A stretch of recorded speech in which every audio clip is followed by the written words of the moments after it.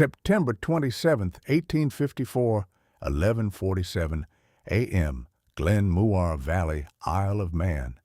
3,000 people stand in silence, eyes fixed upward, breath held, because in 13 minutes Robert Casement's career ends, one way or another. The wheel towers above them, 72 feet of timber and iron, 6 feet thick, 168 buckets hanging from its rim like teeth on a crown. The largest water wheel anyone has ever attempted to build, and right now bone dry. Casement stands at the base, hands trembling, not from cold, from the weight of every conversation that brought him here, every engineer who called it madness, every investor who demanded their money back, every mine director who said it couldn't be done. The Great Laxey Mine is dying. 600 men work these shafts. 600 families depend on what comes out of the ground. Lead ore rich with silver, zinc ore the Industrial Revolution devours by the ton. But 1,500 feet below where Casement stands, water rises, always rising, flooding the deepest levels, drowning the future. The mine's original wheel, 26 feet across, respectable by any measure, gave up years ago.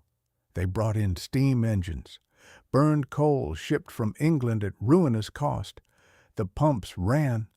The water kept coming. The mine went deeper. The water followed.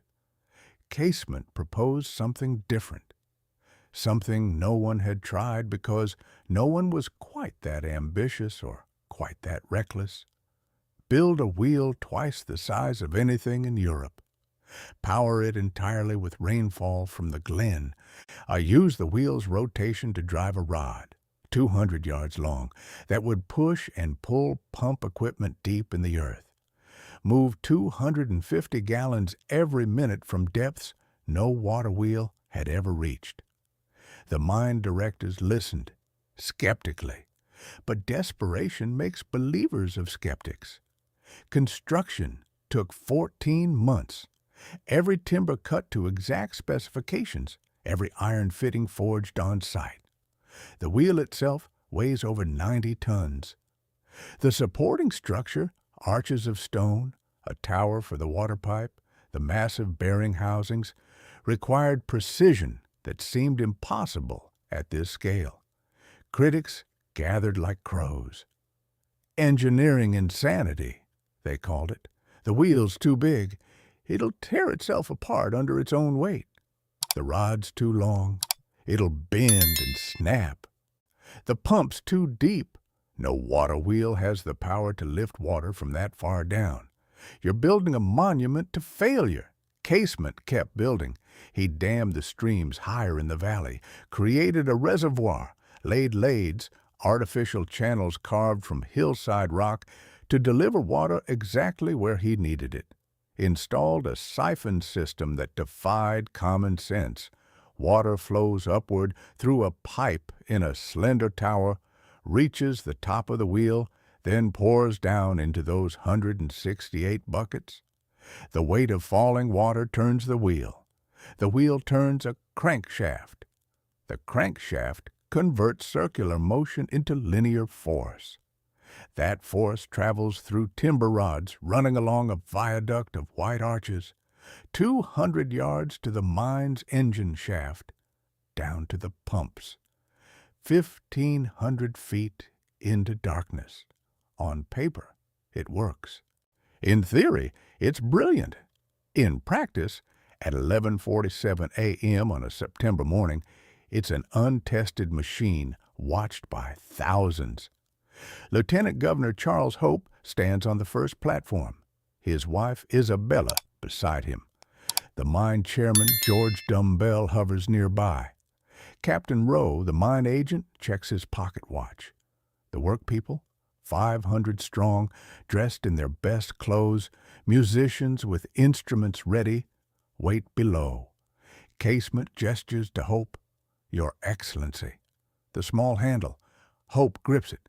One turn releases water from the reservoir, water that's traveled down the lades, through the iron pipe, up the tower's central column against gravity itself. The crowd hears it first. A rush, a roar building inside the pipe. Then they see it. Water erupting from the top of the tower, arcing through the air. Now crashing into the buckets on the wheel's upper rim, nothing happens. The wheel sits motionless. 72 feet of timber and iron and 90 tons of Victorian ambition, and it does not move.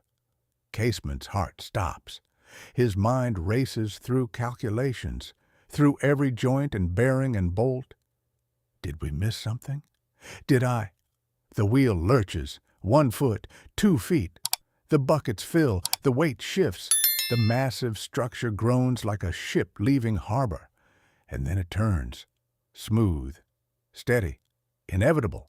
The wheel rotates counterclockwise, water pouring in at the top, spilling out at the bottom, the whole assembly picking up speed until it settles into rhythm. 2.5 revolutions per minute, exactly as designed. The crowd erupts. Cheers echo off the valley walls. Musicians strike up. A dumbbell steps forward with a champagne bottle wrapped in lace, hurls it against the wheel housing, christening it Lady Isabella in honor of the governor's wife, and a flag unfurls at the wheel's peak, revealing the name in bold letters. But Casement doesn't celebrate yet. He runs along the viaduct, following the rod, watching it push and pull with each revolution, 10 feet of movement every time the wheel completes its circle. The timber flexes but holds. The bearings, oiled and true, support the load without binding. 200 yards. The engine shaft. The T-rocker that converts horizontal motion back to vertical. The pump rod descending into the earth. He listens, straining over the celebration behind him, and he hears it, the sound every miner knows. The sound of water moving, not flooding, rising, being lifted, gallon by gallon, a minute by minute, from 1,500 feet down to the main adit, where it drains naturally to the River Laxey and out to sea. The wheel works, not just works, produces 200 horsepower, runs at an efficiency no steam engine can match, costs nothing but rainwater and maintenance, will operate continuously for the next 75 years until the mine finally closes, not because the wheel failed, but because the ore ran out. Over the coming decades, Lady Isabella becomes more than a pump. She becomes a symbol. The Isle of Man's coat of arms, 3 armored legs radiating from center, the Triskelion, adorns her housing in massive rondels. Tourists arrive by thousands even before the mine shuts down. They climb 95 spiral stairs to the viewing platform, feel water rushing beneath their feet, stare out over Glen Muar Valley, and understand they're witnessing something extraordinary. The mine produces wealth beyond imagination. Lead ore hauled from depths that would have been impossible without Lady Isabella. Zinc ore shipped to factories across Britain. Silver extracted from the lead, funding expansion after expansion. At peak production, the Great Laxey Mine yields more zinc than any other mine in the British Isles. But in 1929, the deposits exhaust themselves. The mine closes. Workers leave. The valley falls quiet. Lady Isabella keeps turning, because Casement built her to last, built her with pride as much as precision. The arches didn't need to be elegant. They could have been crude stone pylons. The railings didn't need wrought iron scrollwork and scarlet hand rails. They could have been simple rope barriers. Or the whole structure could have been functional and forgettable. Instead, Casement created something that announced its importance.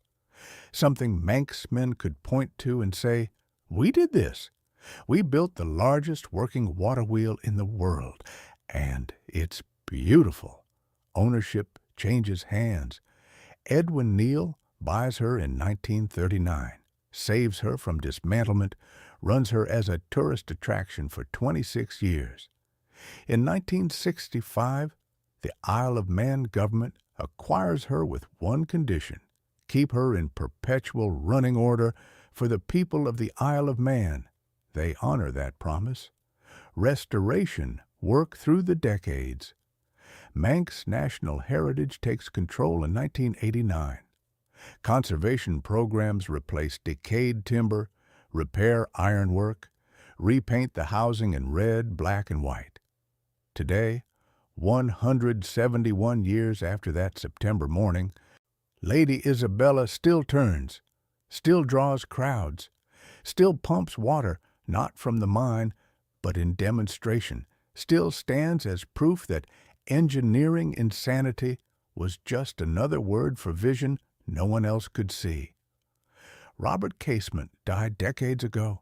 The miners are gone. The ore is exhausted. The steam engines that replaced her smaller predecessors are museum pieces. But the wheel endures, because genius, when properly engineered, doesn't need a purpose to justify existence. It needs only to be seen, to be understood, to remind us that human ambition, properly channeled, can tower 72 feet above skepticism and turn steadily for nearly 2 centuries. 3,000 people watched her first rotation. Millions have watched since. And she'll keep turning. Buckets filling, water falling, timber groaning, or iron holding, as long as rain falls in Glen Muar Valley.